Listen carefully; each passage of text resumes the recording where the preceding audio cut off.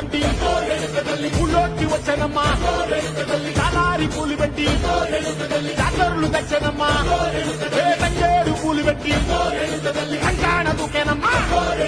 ముక్కు ముక్కెర పెట్టి లోకాల నెలనమ్మా ముందార చూడంగా మున్నూరు కన్నులమ్మా వెనకాల చూడంగా ఏనూరు కన్నులమ్మా చదువు సిక్కులంతా సాగిల పట్టరమ్మా మహారాజు రాజులంతా మొగారిల్లిరమ్మా